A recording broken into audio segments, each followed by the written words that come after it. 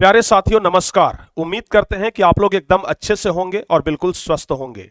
आज के इस वीडियो में हम बात करने वाले हैं हमारे प्रधानमंत्री नरेंद्र मोदी जी की मां हीराबेन मोदी के बारे में, जिनका हाल ही में स्वर्गवास हो गया। यह हमेशा हमेशा के लिए हमारे धरती को छोड़ करके चली गई, लेकिन इनकी यादें आज पूरे देश में नहीं बल्कि विदेशों में भी इनकी गाथा गाई जा रही है। लोग इन्हें बहुत ज्यादा मिस कर रहे हैं। लोग इन्हें और इनके द्वारा किए गए कुछ महत्वपूर्ण कामों को बहुत ही ज्यादा याद कर रहे हैं। तो आखिर इन्होंने कौन सा ऐसा काम किया कि इनकी गाथा आज पूरे भारत देश में ही नहीं बल्कि पूरे विदेशों में गाई जा रही है। मिसाल दिया जा रहा है कि महिला हो तो ऐसी, मां हो तो ऐसी।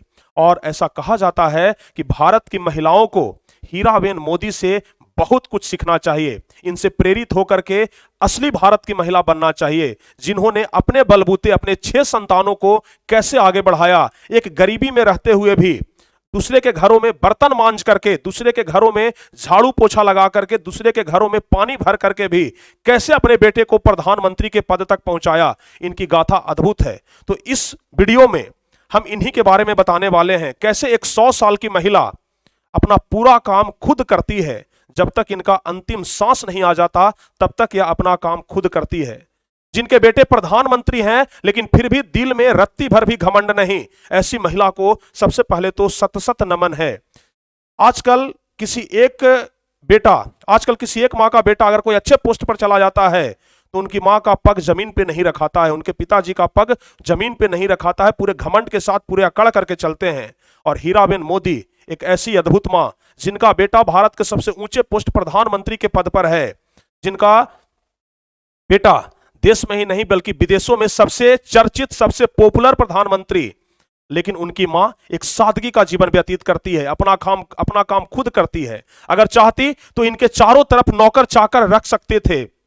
नरेंद्र मोदी लाख प्रयास किए कि यह हमारे साथ रहें, ऐशो आराम की जिंदगी जिए, लेकिन हीराबेन मोदी हमेशा सादगी के साथ जीना पसंद करती थी, गांव की महिलाओं के साथ जीना पसंद करती थी। और इन्होंने अपने बलबूते अपने 6 संतान को आगे पाला और एक संतान को प्रधानमंत्री भी बनाया। तो आज इन्हीं के बारे में हम लोग पूरा कहानी जानेंगे कि क्यों आखिर यह महिला इतना खास है, क्यों हमारे प्रधानमंत्री जी की मां की गाथा सभी जगह गाई जा रही है। इन्हीं के बारे में हम चर्चा करेंगे। सबसे पहले हम आपको बता दें एक अद्भुत बात कि यह 100 साल की हो चुकी थी। हाल ही में 18 जून 2022 को इन्होंने अपना 100वां जन्मदिन मनाया था और प्रधानमंत्री नरेंद्र मोदी इनसे मिलने के लिए भी गए थे। प्रधानमंत्री नरेंद्र मोदी इनसे जब भी मिलने के लिए जाते थे, हीराबेन मोदी प्रधानमंत्री नरेंद्र मोदी के हाथों में 100 रुपए का नोट, 500 रुपए का नोट थमा देती थी। आप लोगों को अक्सर देखा ऐसा जाता है, आप लोग अक्सर ऐसा देखते होंगे कि जब भी एक बेटा अपने मां से मिलने के लिए जाता है और जब बेटा मां से दूर होने लगता है ना, तो मां अपनी ममता के कारण, चूंकि आपको पता है कि मां को ममता का समुद्र कहा जाता है, अपने बेटे के हाथ में कुछ पैसे धरा देती है। और हमारी हीराबेन मोदी भी वैसे ही थी। उनको शायद पता था कि हमारा बेटा भारत का सबसे सर्वोच्च नागरिक, ऐसे तो भारत का सबसे सर्वोच्च नागरिक राष्ट्रपति को कहा जाता है, लेकिन प्रधानमंत्री भी उनसे कम नहीं है।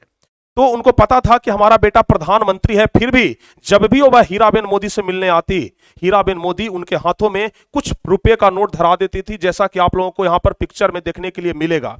देख रहे हैं कि यहां नरेंद्र मोदी अपने मां से मिलने के लिए आई है और मां उन्हें 500 रुपए का नोट थमा रही है कि बेटा रखो, कुछ खा पी लेना।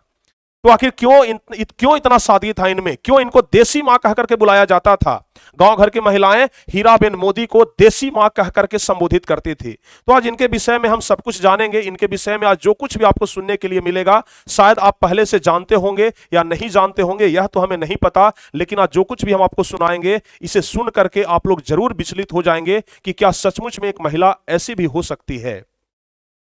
सबसे पहले हम आपकी इनकी विवाह की बात अगर हम बताएं तो इनका जो शादी हुआ यह 15 से 16 साल के अवस्था में हो गया था दामोदर दास मूलचंद मोदी के साथ। यानी हीराबेन मोदी की शादी हुई दामोदर दास मूलचंद मोदी के साथ, जो कि चाय बेचने का काम करते थे। अब आप लोग अंदाजा लगा सकते हैं कि एक व्यक्ति जो चाय बेचता है उसे कितना रुपया मिलता है, कितना रुपया वह कमा सकता है। और उतने रुपये में यह अपने 6 संतानों को पाल रही थी।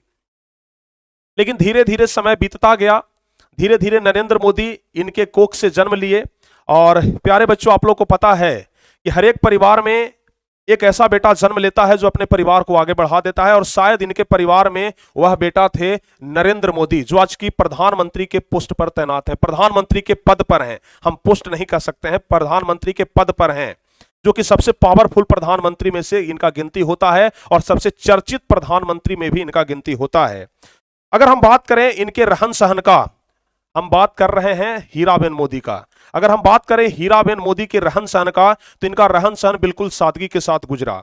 अगर यह चाहते तो नौकर चाकरों से भरा हुआ जिंदगी बिता सकते थे, ऐशो आराम की जिंदगी काट सकते थे, लेकिन फिर भी यह ऐशो आराम की जिंदगी को हटा करके, किनारे कर करके इन्होंने गांव में रहना पसंद किया और सादगी के साथ अपना पूरा जीवन व्यतीत किया। गांव घर की महिलाओं के साथ उठने बैठने में इनको खूब आनंद आता था और यह हमेशा घुल मिल करके रहती थी।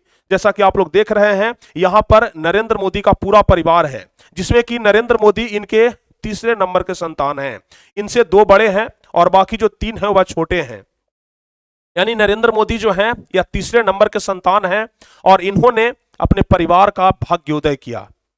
अब इनके बारे में कुछ और कहानी जाने तो हीराबेन मोदी जब 15-16 साल की अवस्था में थी तो इनका शादी हुआ, 6 संतानें हुई। तो 6 संतानों को पालने पोसने के लिए, बड़ा करने के लिए जरूरी है कि रुपये पैसे का होना जरूरी है। और हमें तो लगता है कि हीराबेन मोदी न पढ़ते हुए भी, अनपढ़ होते हुए भी इनके पास अर्थव्यवस्था का पूरा नॉलेज था। हमें ऐसा लगता है कि यह अर्थशास्त्र की ज्ञाता थी, क्योंकि आज तक कभी किसी दूसरे से 1 रुपया भी उधार नहीं ली। अगर घर में 1 रुपया भी नहीं है, फिर भी किस तरीके से परिवार को पालना है, फिर भी किस तरीके से परिवार को चलाना है, इनको बहुत ही अच्छे तरीके से पता था। नरेंद्र मोदी जब बचपन में स्कूल जाया करते थे तो एक ही कपड़े पहन करके डेली जाते थे। जब कपड़े फट जाते तो उन पर यह बाहर से चिप्पी साट देती थी ताकि वह कपड़ा फिर से नया हो जाए। और इस प्रकार से करके इनका बचपना गुजरा। इस प्रकार से करके यह अपने बच्चों को आगे बढ़ाई। यह अपने बच्चों को पालने पोसने के लिए, ताकि इनके बच्चे भूखे न रहें, इन्होंने अपने आस पड़ोस के घरों में बर्तन मांजने का काम किया, बर्तन धोने का काम किया, पानी भरने का काम किया, झाड़ू पोछा लगाने का काम किया। और इतना ही नहीं, अभी तो सब लोग जानते हैं कि नरेंद्र मोदी बहुत सालों तक गुजरात में मुख्यमंत्री रहे, लगभग 15-20 सालों तक। उसके बाद आप लोग देख रहे हैं कि लगभग 10 साल से नरेंद्र मोदी प्रधानमंत्री हैं। लेकिन फिर भी इनकी मां हीराबेन मोदी गांव में देसी नुस्खों से लोगों का इलाज करती थी और इनके पास देसी नुस्खों से इलाज करवाने वाले लोगों की भीड़ लगी रहती थी। इनको इसलिए देसी मां भी कह करके बुलाया जाता था, क्योंकि जिस समय छुआछूत बहुत तेजी के साथ बढ़ रहा था, उस समय भी यह लोगों की सेवा करने से पीछे नहीं हटी। इनके घर पर सुबह से ही महिलाओं की लाइन लग जाती थी और महिलाओं को यह देसी नुस्खे से, देसी तरीके से इलाज करती थी और लोगों को ठीक भी करती थी। अगर यह चाहती तो ऐशो आराम की जिंदगी बिता सकती थी कि हमारा बेटा तो प्रधानमंत्री है, लेकिन कभी इनके चेहरे पर रत्ती भर भी घमंड नहीं झलका कि हां हम प्रधानमंत्री की मां हैं। यह हमेशा सादगी के साथ जीवन व्यतीत करती थी। अगर इनके दरवाजे पर कोई आ जाए तो उन्हें भूखा नहीं जाने देती थी। यहां तक कि कोई अगर जानवर भी आ जाए, कोई गौ भी आ जाए, तो उन्हें रोटी जरूर खिलाती थी। प्यारे बच्चों, आप लोगों को यह भी जानकारी होगा कि नरेंद्र मोदी की मां हीराबेन मोदी हमेशा महिलाओं के साथ घुल मिल करके रहती थी और हमेशा यह जब नरेंद्र मोदी जी का समाचार सुनती थी या फिर नरेंद्र मोदी को टीवी पर देखती थी, तो जिस तरीके से आम लोग बैठ करके देखते हैं, बीच में यह भी प्लास्टिक के कुर्सी पर बैठ करके ही देखती थी। अगर यह चाहती तो आराम से सोफे पर बैठ करके भी टीवी देख सकती थी, लेकिन नहीं, हमेशा यह सादगी के साथ जीवन व्यतीत की और हमेशा यह टीवी पर नरेंद्र मोदी को देखती थी। एक अनपढ़ महिला थी, पढ़ी लिखी नहीं थी, लेकिन अर्थव्यवस्था का पूरा ज्ञान था कि कैसे एक परिवार को चलाया जाता है। हमेशा अपने बच्चों को अच्छा संस्कार देती, हमेशा अपने बच्चों को बताती कि कैसे दूसरे को भलाई करना है। इनके बारे में एक कहानी बहुत ज्यादा चर्चित है। बचपन में नरेंद्र मोदी जी के भाई पंकज मोदी अपने एक दोस्त को लेकर के घर पर आते हैं, जिनका कोई नहीं था, माए बाप कोई नहीं था। बचपन में जब इनको घर लेकर के आए तो अपनी मां से बोले कि मां, हमने आज अपने एक दोस्त को लाया है जिसका कोई नहीं है, ना आगे नाथ न पीछे पगहा। यानी कि न तो इनका मां है, न तो इनका बाप है, न तो भाई है, न तो बहन है, यह बेचारा बिल्कुल अनाथ है। जैसे ही यह बात नरेंद्र मोदी की मां हीराबेन मोदी सुनी तो तुरंत बोलती है, आज से हमारा 6 नहीं बल्कि 7 संतान है। आज से हम समझेंगे कि यह भी हमारा बेटा है। और जब उनका पालन पोषण करना शुरू की तो अपने बेटे से रत्ती भर भी कम उनका पालन पोषण नहीं की। अपने बेटे के जैसा पाल पोस के उन्हें बड़ा की। तो इनकी मिसालें जितना दी जाए ना वह बिल्कुल कम है। इनके बारे में ऐसी अनेकों कहानियां हैं, अनेकों कथाएं हैं, जिसे शायद सुनाते सुनाते 2 घंटा 4 घंटा का भी वीडियो बन जाए तो शायद वह खत्म नहीं होगा। अद्भुत कहानियां हैं और अद्भुत महिला हैं यह। ऐसा कहा जाता है कि हमेशा एक महापुरुष के कोख से ही महापुरुष का जन्म होता है, और हमें लगता है कि वो हीराबेन मोदी एक महापुरुष थी जिन्होंने नरेंद्र मोदी जैसे महापुरुष को जन्म दिया। तो इनकी गाथा आज ऐसे ही नहीं पूरे देश में गाई जा रही है, इनकी गाथा आज ऐसे ही नहीं देश विदेशों में गाई जा रही है, ऐसे ही नहीं बोला जा रहा है कि भारतीय महिलाओं को इनसे बहुत कुछ सीखना चाहिए। आज क्या होता है आजकल के समाज में, अगर किसी का बेटा डॉक्टर बन जाए, इंजीनियर बन जाए, दरोगा बन जाए, या फिर कोई भी छोटे बड़े पोस्ट पर चला जाए, उनके माँ बाप की अकड़ सातवें आसमान पर होती है, जमीन पर वह पैर नहीं रखते हैं। उन्हें लगता है कि हमारा बेटा तो ये कर लिया वो कर लिया, लेकिन इनका बेटा प्रधानमंत्री है, लेकिन फिर भी घमंड रत्ती भर नहीं। तो ऐसी होती है एक सच्ची माँ, ऐसी होती है हमारी भारतीय महिला।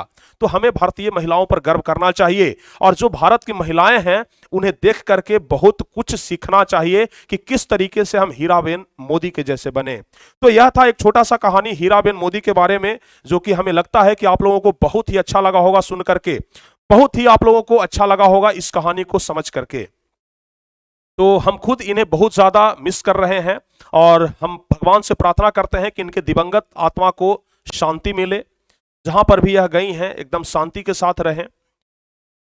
तो प्यारे साथियों, प्यारे बच्चों, हम उम्मीद करते हैं कि यह वीडियो आप लोगों के दिल को जरूर छुआ होगा, और हम उम्मीद करते हैं कि आप लोगों को यह वीडियो बहुत ही अच्छा लगा होगा। अगर आपको यह वीडियो अच्छा लगा हो तो आप लोग इस वीडियो को लाइक कर सकते हैं, और अपने व्हाट्सएप ग्रुप में या फिर कहीं पर भी आप लोग शेयर कर सकते हैं।